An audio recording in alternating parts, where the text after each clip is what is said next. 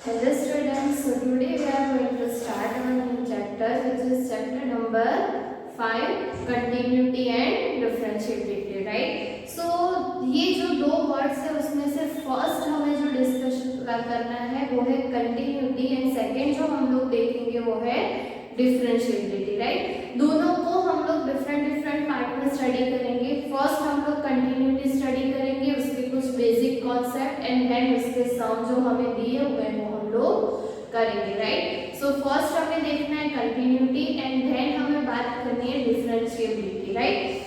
सो ये दोनों वर्ड्स है उसका जो बेसिक है वो ऑलरेडी आप लोग 11th स्टैंडर्ड में देख चुके हो, राइट? हमने ऑलरेडी लिमिट एंड डेरिवेशन की बात की हुई है जहां पे हमने पर्टिकुलर फंक्शन की लिमिट कैसे फाइंड करनी है, राइट? उसके कुछ फॉर्मूलाज एंड देन कुछ पर्टिकुलर फंक्शन की डेरिवेशन, राइट? बाय डेफिनेशन कैसे फाइंड करने हैं वो हमने देखा था, राइट? इसी चैप्टर में हमें जो चीज लर्न करनी है वो फर्स्ट हम लोग देखेंगे कंटिन्यूटी, राइट? देन हमें देखना है डिफरेंशिएबिलिटी, बट पहले आप लोग बाय डेफिनेशन डिफरेंशिएशन करते थे। अब हम लोग डायरेक्ट कुछ रूल्स का यूज करके कुछ उससे ज्यादा आगे अगर फंक्शन आप लोगों को डिफिकल्ट टाइप के दिए हुए हो तो यहाँ पे पर्टिकुलर पार्ट करके आप लोगों को दिए हुए फंक्शन, राइट? जैसे कि इनवर्स ट्रिगोनोमेट्रिक फंक्शन है, राइट? इम्प्लिसिट फंक्शन है, लॉग फंक्शन है, एक्सपोनेंशियल फंक्शन है, राइट? ये सारे जो फंक्शंस है उसका डेरिवेशन हम लोग किस तरह से फाइंड कर सकते हैं उसका हम लोग स्टेप बाय स्टेप डिस्कशन करेंगे, राइट? सो देखेंगे हम लोग फंक्शन किस तरह से डिफाइन होता है, कुछ रूल्स देखने, कुछ थ्योरम्स देखने जिससे का यूज करके हमें सम्स जो है वो करना, राइट? डेरिवेशन जो है वो ऑलमोस्ट आप लोगों ने बहुत बार किया हुआ है तो आप लोगों के लिए ये चैप्टर जो है वो बहुत इजी हो जाएगा, राइट? और डेरिवेशन ध्यान से करना क्योंकि इसी के ऊपर बेस्ड अगर ये चैप्टर समझ में आएगा देन हमें इसके बाद इसकी एप्लीकेशंस देखेंगे, राइट?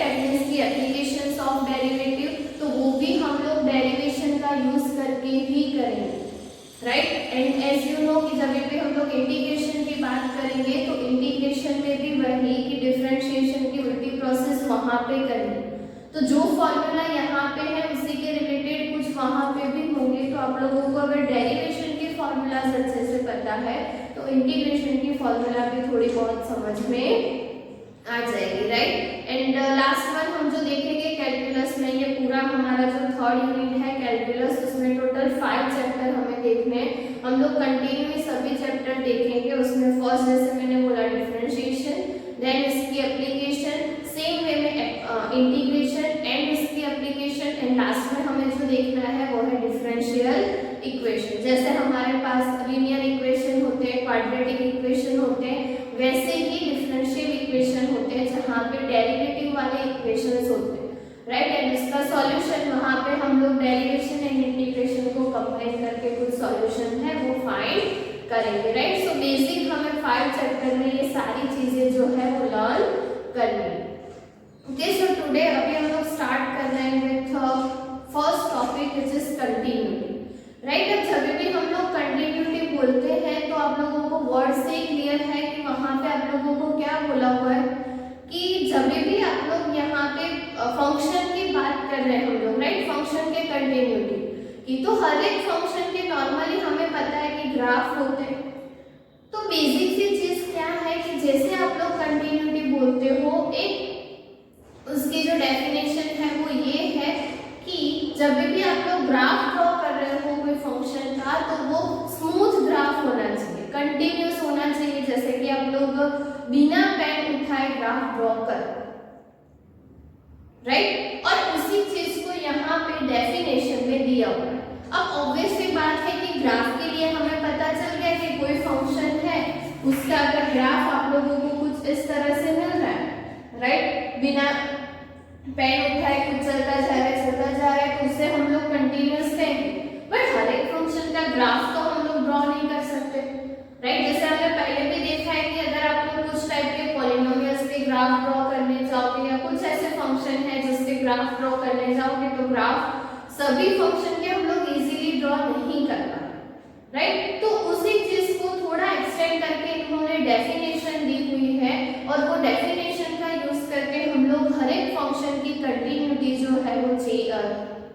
चेक करेंगे। ओके, सो डेफिनेशन क्या दी हुई है, तो हम लोग देखते हैं कि क्या दिया हुआ है कि suppose f is a real function on a subset of real numbers, right. अभी हमें कोई फंक्शन दिया हुआ है, r का कोई सबसेट लेना है हमें और वो रियल फंक्शन हो जाएगा, वो हमें ऑलरेडी पता है कि रियल फंक्शन कौन कौन से हैं, राइट। रियल फंक्शन में मेन चीज की हमारा जो डोमेन है वो रियल नंबर्स होना चाहिए, सेट R, राइट।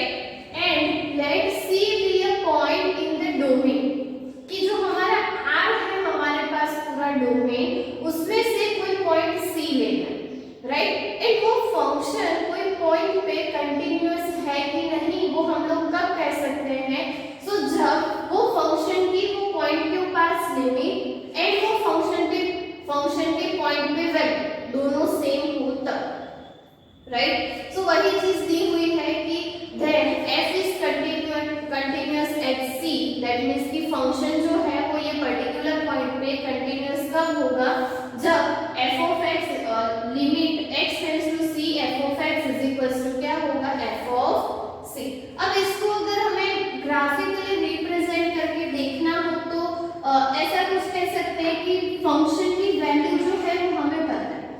सपोज हम लोग जा रहे हैं, यहाँ पे कुछ 2 है, यहाँ पे 4 3 एंड हमारे पास x की वैल्यू 2 है, तो हम लोग उसी के अकॉर्डिंग वैल्यूज रख के यहाँ से ग्राफ ड्रॉ कर रहे हैं। तो सपोज हमें यहाँ से कुछ इस तरह का ग्राफ मिल रहा है, राइट। सो ये हो गई उसकी left hand side limit. Suppose हम लोग 2 से राइट है, ये हम लोग कोई पॉइंट ले रहे हैं, हाँ, डोमेन का। एंड सपोज हम लोगों को राइट हैंड साइड लिमिट से भी कुछ इस तरह का मिल रहा है कि दोनों में सपोज 4 आंसर मिल रहा है। सो अगर हमारे फंक्शन की 8.2 वैल्यू भी 4 हो गई तो ये कुछ ऐसा कंटिन्यूअस हो जाएगा, राइट। और यही यहाँ पे किया हुआ है कि लिमिट का मतलब क्या है कि हम लोग लिमिट कहाँ से देखते हैं कि दोनों साइड से, लेफ्ट हैंड साइड से एंड राइट हैंड साइड से इक्वल होनी चाहिए, राइट। सो ये हम लोग लेफ्ट हैंड साइड से जा रहे हैं, राइट हैंड साइड जा रहे हैं, और फंक्शन की भी उसी पॉइंट पे वैल्यू अगर हमें सेम मिल रही है तो हमारा जो ग्राफ है वो क्या हो जाएगा, कंटिन्यूअस हो जाएगा, राइट। और वही चीज हमें यहाँ पे दी हुई है, राइट। अब कोई भी फंक्शन की लिमिट कैसे फाइंड करनी है वो हमारे लिए नई बात नहीं है, राइट। हमने ऑलरेडी बहुत सारे फंक्शन की लिमिट फाइंड की हुई है, और इसीलिए मैंने बोला था कि पूरा जो 13 चैप्टर है वो एक बार रिवाइज करना, क्योंकि वहां पे हमने लिमिट को बहुत डिटेल में देखा था, राइट। एंड फंक्शन की लिमिट, कोई भी फंक्शन की लिमिट किस तरह से फाइंड करनी है उसके बहुत सारे एग्जांपल्स भी हमने वहां पे किए थे, राइट। सो इस तरह से आप लोगों को लिमिट जो है वो एग्जिस्ट करनी है। लिमिट हमने देखा था कि नथिंग बट क्या है, कोई भी फंक्शन की उस पॉइंट पे वैल्यू, जैसे हम लोग लेते हैं कि limit x tends to 2 limit x plus 2, तो इसका मतलब क्या, हमें क्या करना, हम क्या करते थे 2 प्लस 2 इज इक्वल्स टू 4। और अगर आप लोगों के पास फंक्शन है x प्लस 2, तो पहले आप लोग क्या करते थे 9 10 में कि अगर x इज इक्वल्स टू 2 पे फंक्शन की वैल्यू फाइंड करनी है, so you have to find f of 2, so 2 plus 2 is equals to 4। So ये दोनों चीजें जो है वो सेम ही है, बट वहां पे कुछ फंक्शन में हमें लिमिटेशंस मिल रही थी, और वो लिमिटेशंस को निकालने के लिए फिर हमने लिमिट का कॉन्सेप्ट इंट्रोड्यूस किया था, राइट। बाकी 9 10 स्टैंडर्ड में आप लोग यहाँ तक करते थे, फिर हमने देखा कि लिमिट अप्लाई करके भी हम लोग वही प्रोसेस कर सकते हैं, और जो फंक्शन में हमें डायरेक्ट आंसर नहीं मिलता था वहां पे भी हम लोग फंक्शन की वैल्यू जो है वो फाइंड कर सकते थे, right. So limit nothing but है फंक्शन की कोई पर्टिकुलर पॉइंट पे वैल्यू। तो यहाँ पे हम लोग वही लेते हैं कि वो अगर पॉइंट पे फंक्शन कंटिन्यूअस है कि नहीं वो फाइंड करना है, तो फंक्शन की वो पॉइंट पे लिमिट एंड फंक्शन की वो पॉइंट पे वैल्यू दोनों हमें क्या मिलने चाहिए, इक्वल। अगर दो वैल्यूज यहाँ पे गिवन है तो हम लोग लेफ्ट हैंड साइड से भी चेक करेंगे, राइट हैंड साइड से भी चेक करेंगे, एंड देन अगर दोनों में वैल्यू सेम मिल रही है देन हम लोग कह सकते हैं कि हमारा जो फंक्शन है वो कंटिन्यूअस होगा, राइट। अगर सिंपल से बात करनी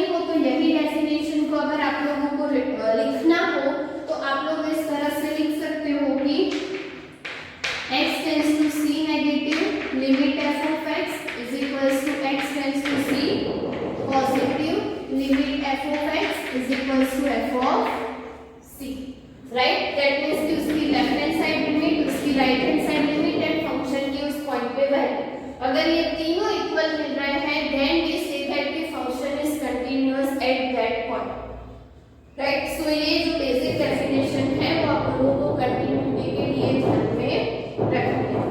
वन मोर थिंग कि अगर फंक्शन कंटीन्यूअस नहीं है तो वो डिसकंटीन्यूअस होगा, राइट। और हमने यहाँ पे कुछ रीजन जो है वो लिस्ट किए कि फंक्शन डिसकंटीन्यूअस है तो उसका रीजन क्या हो सकता है। तो ऑब्वियसली अगर ये कंडीशन के लिए फंक्शन कंटीन्यूअस है तो अगर इसमें से कोई भी कंडीशन सेटिस्फाइड नहीं हो रही है तो फंक्शन डिसकंटीन्यूअस हो जाएगा, right. So first of all कि लिमिट एग्जिस्ट ही नहीं कर रही है। हमने देखा था कि बहुत सारे फंक्शन ऐसे हैं जिसकी लिमिट एग्जिस्ट नहीं होती, और अगर लिमिट एग्जिस्ट नहीं होती तो फिर तो हम लोग कंटिन्यूटी की बात कर ही नहीं सकते, राइट। सो फर्स्ट हमें देखना है कि लिमिट एग्जिस्ट हो रही है कि नहीं। सेकंड कि f of x is not defined at that point, कि फंक्शन जो है वो कोई पर्टिकुलर पॉइंट पे डिफाइंड ही नहीं है। फंक्शन अगर हम लोग ले रहे हैं तो फंक्शन डिफाइंड तो होना चाहिए, राइट। बट अगर ऐसा है तो यहाँ पे अगर कोई पॉइंट ऐसा है हम लोग जिस पॉइंट पे कंटिन्यूटी फाइंड करना चाहते हैं वो पॉइंट पे फंक्शन कंटिन्यूअसली नहीं डिफाइंड ही नहीं है तो फिर हम लोग कैसे कंटिन्यूटी फाइंड करेंगे, राइट। सो वही कि अगर फंक्शन डिफाइंड नहीं है वो पॉइंट पे तो फंक्शन क्या हो जाएगा, डिसकंटीन्यूअस हो जाएगा, राइट। थर्ड थिंग वही कि दोनों अगर इक्वल नहीं, यहाँ पे अगर इक्वल है तो कंटिन्यूअस है, अगर इक्वल नहीं है तो कंटिन्यूअस नहीं है। इसी चीज को हम लोग दो तीन वे में रिप्रेजेंट कर सकते हैं, जैसे कि अगर हमारे हम ये लिमिट फाइंड कर रहे हैं और उसमें भी हमें left hand side limit and right hand side limit जो है वो इक्वल नहीं मिल रही है तो वहां पे भी फंक्शन डिसकंटीन्यूअस हो जाएगा, क्योंकि हमने देखा कि कंटीन्यूअस में ये दोनों इक्वल होने चाहिए। ये हम लोग लिख रहे हैं, इसका सीधा मतलब है कि उसकी left hand side limit and right hand side limit भी इक्वल होनी चाहिए, राइट। ये तीनों चीजें जो है वो इक्वल होनी चाहिए। तो यहाँ पे ये अगर इक्वल नहीं है तो फंक्शन क्या हो जाएगा, डिसकंटीन्यूअस। सेम वे में अगर ये इक्वल हो रही है but f of c defined ही नहीं है तो कि फंक्शन की हम लोग उस पर्टिकुलर पॉइंट पे वैल्यू ही फाइंड नहीं कर पाते तो वहां पे भी फंक्शन क्या हो जाएगा, डिसकंटीन्यूअस, राइट। अब सपोज तीनों एग्जिस्ट है, तीनों लिमिट आप लोगों को मिल रही है left hand side right hand side and f of c, but वो इक्वल है ही नहीं तो वहां पे भी फंक्शन क्या हो जाएगा, डिसकंटीन्यूअस हो जाएगा, राइट। सो ये कुछ छोटी छोटी चीजें हैं जो आप लोगों को डिसकंटीन्यूअस के लिए ध्यान में रखनी है, राइट। अदरवाइज डिसकंटीन्यूटी ना याद रखते हो आप लोग सिर्फ कंटीन्यूटी की डेफिनेशन ध्यान में रखोगे तो अगर कहीं पर भी ये कंडीशन सेटिस्फाइड नहीं हो रही है तो डायरेक्टली लिख सकते हो कि फंक्शन इज डिसकंटीन्यूअस, राइट। सो यही डेफिनेशन को पकड़ के हम लोग हर एक सम जो है वो करेंगे, राइट। नॉर्मल केस में जहाँ पे डायरेक्ट छोटे छोटे फंक्शन है कुछ इस टाइप के, उस केस में हम लोग डायरेक्ट वैल्यू फाइंड कर सकते हैं।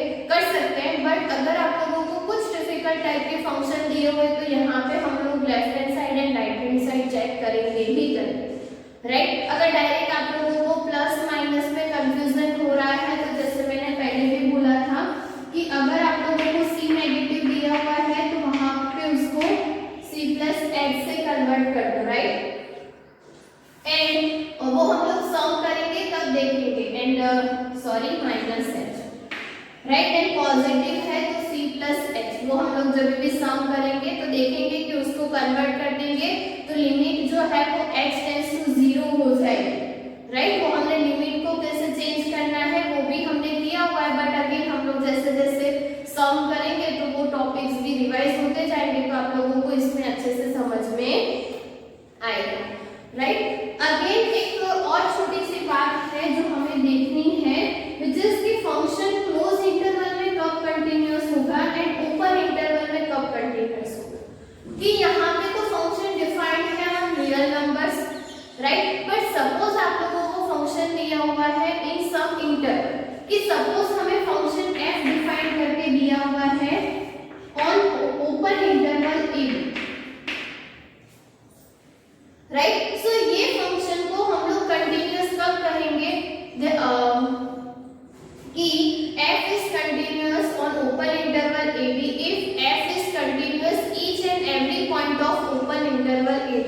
राइट, कि हमारे जो दो पॉइंट्स है ए एंड बी, उसके बीच में जितने भी पॉइंट्स आ रहे हैं उन सभी पॉइंट्स पे अगर फंक्शन कंटीन्यूअस है तो हम लोग फंक्शन को क्या कहेंगे, कंटीन्यूअस कहेंगे, राइट। इसी चीज को ग्राफ में देखना हो तो आप लोग इस तरह से उसको डिफाइन कर सकते हो कि सपोज ये हमारे ए एंड बी है, ओपन इंटरवल है, तो ऑब्वियस सी बात है कि ये दोनों पॉइंट्स हमें कंसीडर नहीं करने, राइट। और ये इंटरवल के बीच में अगर कहीं पे फंक्शन कंटीन्यूअस है कि सपोज हमें कुछ ऐसा ग्राफ मिल रहा है, कुछ भी दोनों पॉइंट्स के बीच में, राइट, तो ये ग्राफ तो कंटीन्यूअस हुआ except this two points, right. तो ओपन इंटरवल में हम लोग फंक्शन को कंटीन्यूअस कब कहेंगे, जब वो फंक्शन जो है वो ए एंड बी के सारे बीच में जितने भी पॉइंट्स है उस पे कंटीन्यूअस है, राइट। कुछ भी आप लोगों को ऐसा भी हो सकता है कि फंक्शन यहाँ से स्टार्ट हो रहा है यहाँ तक जा रहा है,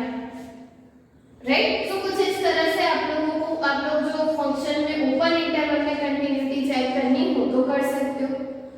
सेम वे में अगर हम लोग क्लोज इंटरवल की बात करें तो क्लोज इंटरवल में क्या है कि सपोज f जो है वो डिफाइंड है on close interval a b, तो क्लोज इंटरवल a b के लिए पहले वो ओपन इंटरवल में कंटीन्यूअस होना चाहिए, राइट। वहां पे 3 पॉइंट्स है इन शॉर्ट कि फंक्शन जो है वो उसके ओपन इंटरवल में कंटीन्यूअस होना चाहिए, राइट। मैं जो बोल रही हूँ वो तीनों पॉइंट पे ध्यान दे, राइट। देन वो उसकी जो लेफ्ट हैंड साइड लिमिट है वो एग्जिस्ट होनी चाहिए एंड राइट हैंड साइड पे भी वो कंटीन्यूअस होना चाहिए। इन शॉर्ट क्या होगा कि x tends to a and x tends to b दोनों कंटीन्यूअस होने चाहिए, यहाँ पे जैसे हम लोग दो पॉइंट लेते हैं वैसे, राइट। इन शॉर्ट हम लोग अगर बोलना चाहे तो कुछ ऐसा है कि कुछ इस तरह से फंक्शन कंटीन्यूअस है तो पहले तो वो उसके ओपन इंटरवल में कंटीन्यूअस होना चाहिए, राइट। एंड देन ये पॉइंट पे और ये पॉइंट पे भी फंक्शन कंटीन्यूअस होना चाहिए। देयरफॉर हम लोग कह सकते हैं कि ये पूरा जो फंक्शन है वो क्लोज इंटरवल a b में कंटीन्यूअस है, राइट। तो तीनों को हम लोग डिफरेंट वे में चेक कर सकते हैं, जहां पे भी हमें कुछ इंटरवल्स दिए होंगे तो वहां पे हम लोग इस तरह के फंक्शन की कंटिन्यूटी की बात करेंगे, ओके। सो ये चीज आप लोगों को ध्यान में रखनी है कि ओपन इंटरवल में फंक्शन कब कंटीन्यूअस होगा एंड क्लोज इंटरवल में फंक्शन कब कंटीन्यूअस होगा। तो अगर फंक्शन का डोमेन आप लोगों को कुछ इंटरवल दिया हुआ है तो उस केस में आप लोगों को सिर्फ वो पर्टिकुलर इंटरवल के लिए ही कंटिन्यूटी चेक करनी है, पूरे रियल फंक्शन के लिए नहीं, राइट। सो ये चीज आप लोगों को ध्यान में रखनी है। और उसके बाद एक छोटी सी डेफिनेशन है जो हमें दी हुई है अगेन लिमिट कंटिन्यूटी के रिलेटेड, वो क्या है कि real function is said to be continuous if it is continuous at every point in the domain of f, right. अब कोई भी फंक्शन जो है उसको हम लोग कंटीन्यूअस कब कहेंगे, ये एक कंक्लूजन जैसा है जो आप लोगों को डेफिनेशन में दिया हुआ है। तो बहुत सारे फंक्शन ऐसे हैं, हम लोग बात करेंगे उसकी भी कि वहां पे क्या होगा कि कोई भी रियल फंक्शन को हम लोग कंटीन्यूअस कब कहेंगे कि जब वो उसके डोमेन के हर एक पॉइंट पे कंटीन्यूअस है। कोई भी फंक्शन अगर हमें अभी सपोज ये उसका डोमेन है open interval and close interval, तो हमने बोल दिया कि वो अगर ओपन इंटरवल के हर एक पॉइंट पे कंटीन्यूअस है तो वो कंटीन्यूअस होगा। ऐसा ही रियल फंक्शन के लिए कि कोई रियल फंक्शन है वो फंक्शन उसके डोमेन के हर एक एलिमेंट के लिए कंटीन्यूअस है तो वो पूरा फंक्शन जो है वो कंटीन्यूअस होगा। हम लोग हर एक पॉइंट के लिए चेक करने नहीं बैठेंगे, बट ये रिजल्ट है जो हम लोग यूज कर सकते हैं काफी सारी जगह, काफी सारे फंक्शन के प्रूफ, राइट। इसी के लिए अगर हमें कहना हो तो जैसे मैंने बोला कि इंटरवल अगर दिए हुए हो तो फंक्शन कंटीन्यूअस हो जाएगा, अगर इंटरवल में फंक्शन कंटीन्यूअस है तो। वैसे ही अगर आप लोगों का डोमेन सिंगलटन है कि एक ही एलिमेंट है तो हमें फिर वही एलिमेंट पे कंटीन्यूटी चेक करनी है ना। सपोज कि यहाँ पे डोमेन जो है वो हमारा सिंगलटन के है, राइट। तो फिर हमें कंटीन्यूटी सिर्फ किस पे चेक करनी है, ये के पे ही करनी है, जैसे हम ऑब्वियसली पे करते हैं। अगर कंटिन्यू हुआ तो फंक्शन कंटीन्यूअस है, अगर नहीं हुआ तो फंक्शन कंटीन्यूअस नहीं है,